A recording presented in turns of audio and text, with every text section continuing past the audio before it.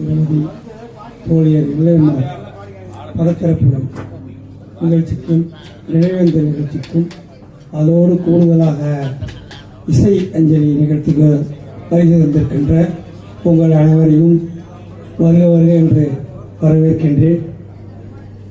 இந்த தாயாரின் படத்தை திறந்து வைக்கின்ற தலைவர்களுக்கும் மற்ற அனைத்து கட்சி நண்பர்களுக்கும் அவர்கள் குடும்பத்தாருக்கும் புரட்சிகர இளைஞர் முன்னணி உறுப்பினர்களுக்கும் என்னுடைய மாலை நேர வணக்கத்தை தெரிவித்துக் கொள்கின்றேன்.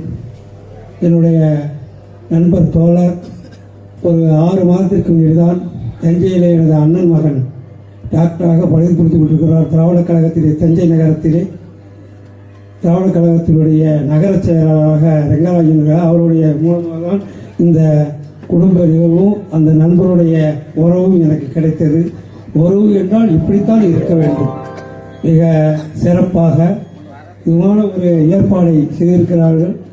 அவர்கள் இந்த கட்சியினுடைய கம்யூனிஸ்ட் கட்சியினால் என்ன, அது எப்படி இருந்தது, எங்கள் குடும்பம் எந்த நிலையிலே இருந்தது என்று அவர்களுடைய பத்திரிகையிலே தெளிவாக சில பேர் ஒளிமறைவாக பேசுவார்கள், உள்ளொன்று வைத்து புறமொன்று பேசுவார்கள். அதுபோல இல்லாமல் நம்மளுடைய இந்த அமைப்புக்கே, அதாவது கம்யூனிஸ்டுகளும் வெண்மையாகத்தான் இருப்பார்கள் என்பதை போல அவர் எப்படியெல்லாம் மைசூரிலே பாடுபட்டார், என்னெல்லாம் செய்தார்கள் என்ற பெருமையோடு, அதோடு அவங்க குடும்பத்தை பற்றி, அவங்க அந்நிய பற்றியும் ஒரு குடும்பம் ஆவதும் பெண்ணாலே அழிவதும் பெண்ணாலே என்பார்கள். அதுபோல இந்த குடும்பம், அதாவது இந்த 95 வயதிலே அந்த அம்மா கொடுத்து வைத்திருக்கிறார். அதற்கு நான் வாழ்த்து தெரிவிப்பதல்ல, அவர்களுடைய நிகழ்ச்சியிலே கலந்து கொள்வதில் மிக பெருமைப்படுகிறேன்.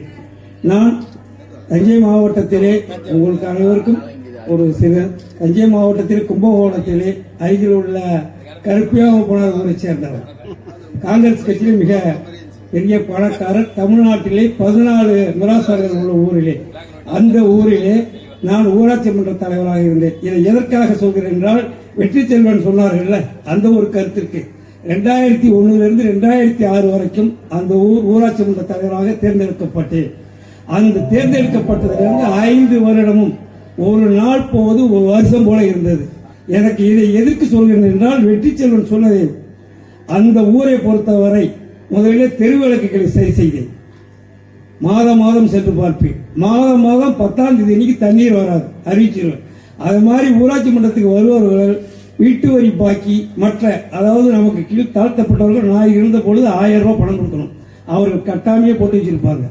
முடியாது. அவர்கள்ட்ட நான் சொல்லுவோம் பக்குவமா, நீங்க வீட்டு வரி ரசீது கட்டிவிட்டு இந்த பணத்தை வாங்கி, இல்ல கொடுக்க முடியலையா இந்த பணத்தை எடுத்துட்டு போங்க. இந்த நடைமுறையெல்லாம் எதுக்கு செஞ்சேன்னு சொன்னா அவர்களுக்கு புரிய வைக்க வேண்டும். காரணம் என்னால் வேட்டியே கட்ட முடியாது, துண்டே மேலே போட முடியாது. உங்களுக்கு தெரியும் பழைய நிலைமையெல்லாம். கம்யூனிஸ்ட் கட்சி தோன்றியதாலும் புரட்சி வெடித்தாலும் அந்த பண்ணையார் ஆதிக்கத்திலிருந்து விடுபடுவதற்கு மிகப்பெரிய கடினமாக இருந்தது. தெரியுதுங்களா? அந்த ஊரிலே என்ன செய்ததுன்னா, அவர்களுக்கு சொந்தமானது, அவர்களுக்கு சொந்தமான இன்னைக்கு மாறி போயிருக்கு. கிட்டத்தட்ட ஏழை குடிசுகளுக்கு மின்சார வாரியத்தில் 500 வீடுகளுக்கு ஒத்தலைட்டு வாங்கி கொடுத்தேன். அப்பொழுது கலைஞர் அவர்கள் ஆட்சியிலே, அதாவது ஜெயலலிதா, நான் இருந்த பொழுது ஜெயலலிதா அம்மா இருந்தார்கள். அதற்கு பிற்பாடு கலைஞர் அவர்கள் முதலமைச்சராக ஆன பொழுது டிவி கொடுத்தார்கள். டிவி கொடுத்ததை அந்த ஒத்த லைட்டை 3 லைட்டாக மாற்றி கொடுத்தார்கள். அந்த பெருமை எனக்கு சேர்ந்தது.